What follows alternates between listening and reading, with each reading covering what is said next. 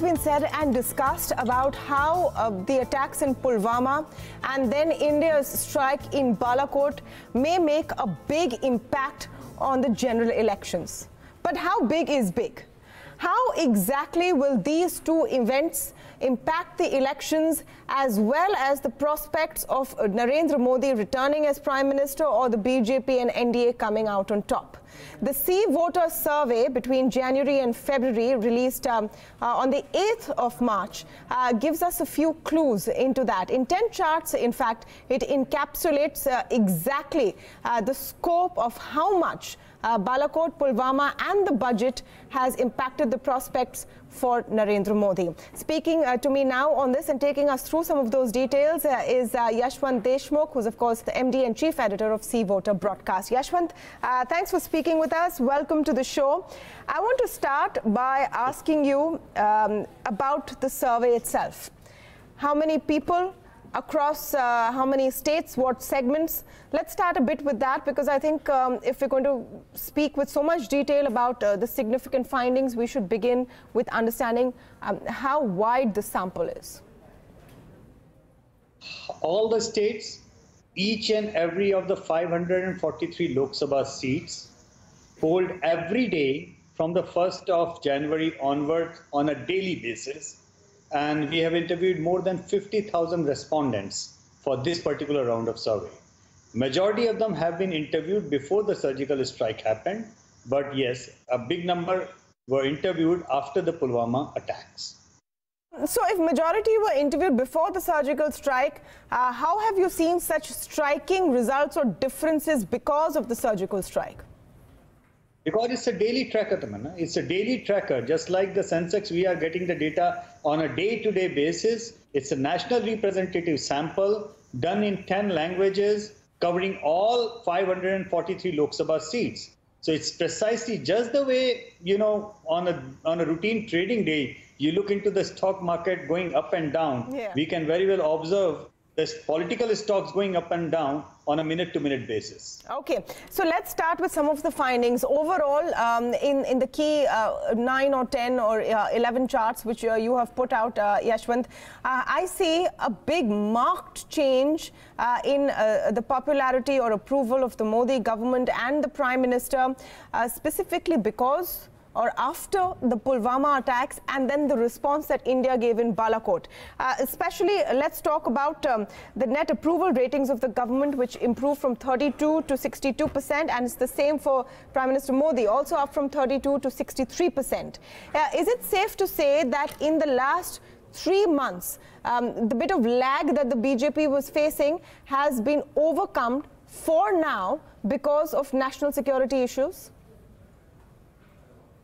A bit of lag would be an understatement, Tamanna, because in our tracker, which we have been showing on a routine basis on all the national networks, January numbers were the lowest in the last 5 years that this government and Prime Minister could have said.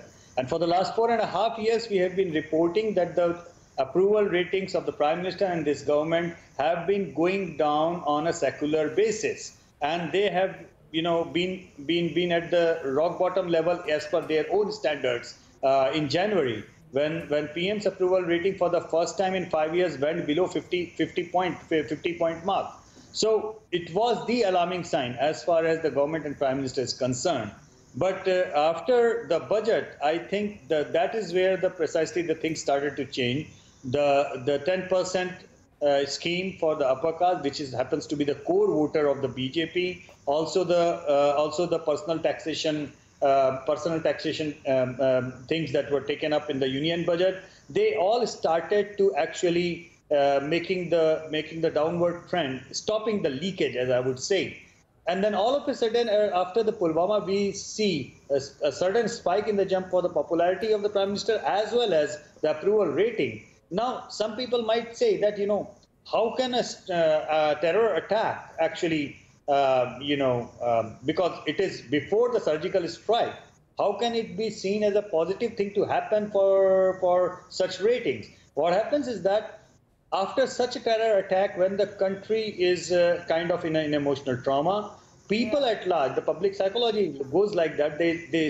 they stick to some strong leadership. They stick to a leadership which they feel is going to deliver a counter attack, or as they say, कि नहीं कुछ ना कुछ तो बदला लेना ज़रूरी है. But in fact, time and again, the incumbent gains trust in times like this, because your bread and butter issues like lack of jobs, or how business is going, or inflation, or any other such issues sort of get overshadowed by a larger sense of threat. And you look towards your government, and then you don't really look at which party is there at the helm. And I mean, that's historically we've seen it happening again and again. That's it. And that is where probably the opposition has to be blamed. In our tracker, way back in January 2015, the top of the mind recall problem in this country became unemployment. January 2015. And we have been pulling out this data and doling out this data on week after week after week. Can you imagine? Did you hear or did you notice even for one single time in the last 4 years that opposition actually put it up as an issue? Did the media care that okay, this is the time that we should say that okay, after a long time, unemployment has become a critical issue as far as the public of this country is concerned. To be fair, Yashwant, it's no secret that unemployment is a huge issue. In fact, which is why this whole back and forth with the government claiming that the unemployment is not a big issue, and numbers and data thrown back and forth. The opposition has also taken up unemployment, but you have a fair point, not with the ferocity and focus that they could have. My point is, opposition was too late in picking up those issues. Number one, they started to pick up the issues only when we were nearing the elections. Number two, number three, the blunder was they should have stuck to those issues. Every time there was an issue, then they were trying to make an issue out of it. Somewhere out from the blue, Mr. Rahul Gandhi came up and started picking up on Rafale as an issue. Now, we have done tracker on Rafale. We have done, a complete thorough study on the public sentiment on Rafale. The allegations are not sticking to the image of Prime Minister Modi. The problem with Rahul Gandhi's campaign is Rafale as a corruption issue is not sticking to the brand Modi. Okay. But Rahul Gandhi sticks to Rafale. Okay, which is why perhaps Rahul Gandhi's approvals are down from 23%, where they were pretty good for across this 4 or 5 years, in Jan down to 8% now. Till the point of time, we were focusing on the micro issues, all these issues on the ground, the farmer suicide, the agricultural distress, demonetization, and also unemployment. Slowly and steady, his graph was going up. And then Rafale. And all of a sudden we see over the last 12 weeks, whatever he had gained in the last 3 years have actually gone down in 3 months. Okay. Flat. Another interesting chart I found was your standard of living chart, where in 3 months, where 6% people in January thought that their standard of living has improved under the Modi government. Now 22% people think their standard of living is improved. Now we know clearly that no one's standard of living can dramatically change in 12 weeks. Nothing has happened for anyone's standard of living to change dramatically in 12 weeks. So what exactly does this show? It's primarily because of the union budget, I guess so, number one. Number two, the scheme, on the rural basis, by the way, I must tell to the curious audience that our sample is almost 70% rural. It's only 30% urban. So I guess that the scheme where it was rural centric in a way that, they applied 2,000 rupees stuff from the back date in December. And probably by the time elections happened, that the next installment would be in. So I guess that will have a lot to say about some sentiments. I guess the 5 lakh rupees thing in the income tax rebate, that will have a lot of things to say. That it's more of how happy or how content people are on the economic front with these things. If you will pick up the next question, we also do a tracking question on how do they feel, the index of optimism over the next 1 year or so. That is where you will see the real jump. So all these things have not just changed the way they look down upon the economy, their personal economy in the last 5 years or 4.5 years, but it also has a very concrete impact on their optimism for the future. So this go hand in hand, both the questions, how has been your quality of life in the last 12 months and how it's going to be over the next 12 months. And they go hand in hand. Here I want to ask you, Yashwant, can this all be because of the budget? Because let's be honest, the budget made a lot of promises, but apart from the 2,000 rupees in PM Kisan, these are promises for the future if this government comes back. So is this also to some extent? And we do the budget exit polls, Tamanna. We have seen the budget exit polls every year after union budget. We have asked people's opinion on the union budget, and budget after budget after budget, people had given only very, very depressing comments. I'm not talking about Dalal Street. I'm not talking about industry CEOs and owners of India Inc., who have nothing to say but only good things about the union budget all the time, regardless of the government. The common man on the street has been extremely critical for each and every budget that has been presented by Modi government. It all changed only with this budget. In this budget, it was seen as a budget for the middle class, budget for the common man. There was something for everyone. And all of a sudden, the economic despair, as we call it, was gone, and economic optimism went up big time. And that is where the tracker data is clearly showing up. No, the point I was making is, to what extent did the resurgence of national security as a major issue contribute towards an overall positive impact, which may have leaked into your optimism about the future question? Simply put, right now, with this positive surge towards the BJP because of Pulwama and Balakot, maybe everything overall seems rosier in that context? Well, it's a cumulative impact. I know it will be, it will be very easy to say that it's just because of the national security and all this, but that's not the base. Let's be very, very, very upfront about it. The basis of the economics, the basis of the union budget. This upswing of the BJP, that base of the pyramid was purely and purely because of this union budget. And yes, the top part of that pyramid, or that inching ahead, yes, the surgical strikes have delivered that, but it would not have happened without the base. I think there is an upswing in momentum as far as the middle classes of this country is concerned. And just to underline, when I say middle class, that does not mean urban India. Today, in our data, we know for sure, and I'm not challenging anybody's data, but in our tracker data, which we do all year along, we know for sure that the middle class in the rural India is much bigger than the rural middle class in the urban India at this point of time. So this union budget has clearly fueled the middle class aspiration. It has taken the momentum up, and post Pulwama and post surgical strike, it has only galvanized further in favor of Mr. Modi. Another interesting point is your incumbency, anti-incumbency pointer, in which in the last 3 months, anti-incumbency against the central government has come down from 27 to 20%. It is a drop, but not as dramatic as the changes we've seen in some of the other charts. You also make a notation that this is something that the government needs to worry about. Do you think anti-incumbency is being overlooked as a factor in the general election discourse right now?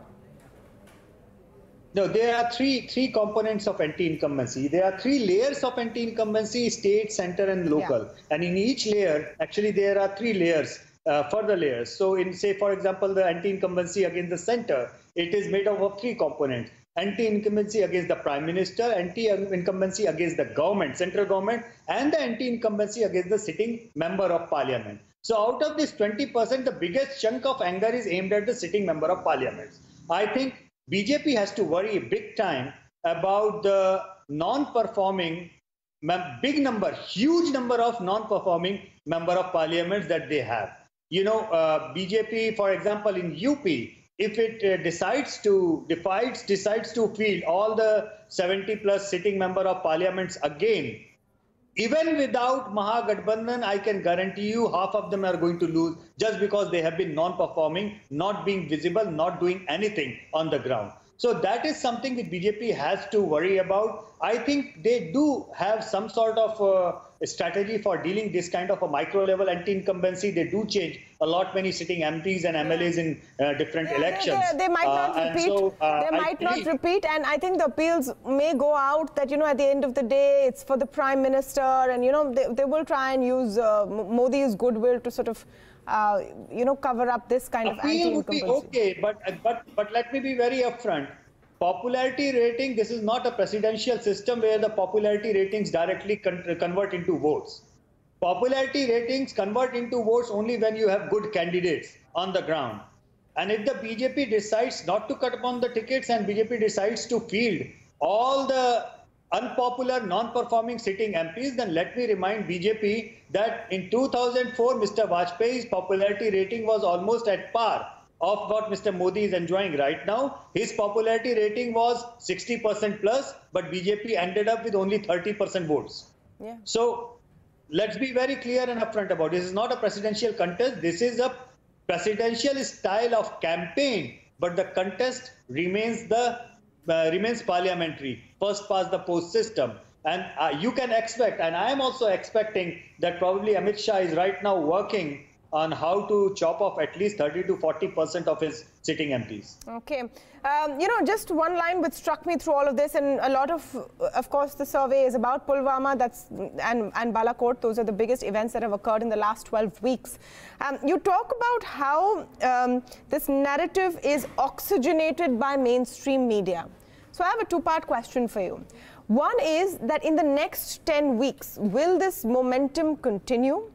And the impact you see of mainstream media actually having on a large variety of voters, not just rural middle-class voters, but the poorest of the poor.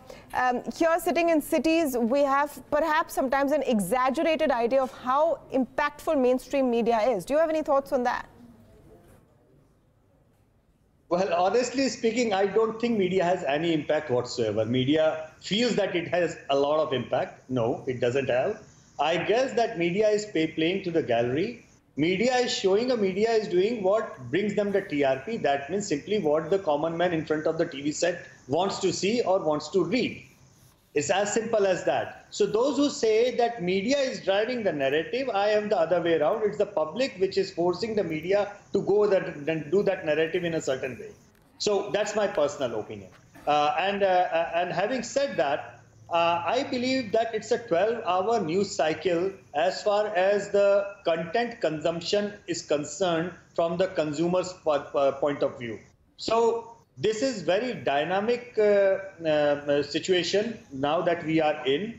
I do genuinely feel that it will be very difficult for BJP to retain this momentum, this sort of momentum for the next 3 months. It's a very difficult thing because the news cycle is of 12 hours. People do change their way, the way they think. The people do get affected by the things that are happening rather than how the media is reporting them. So that is more critical.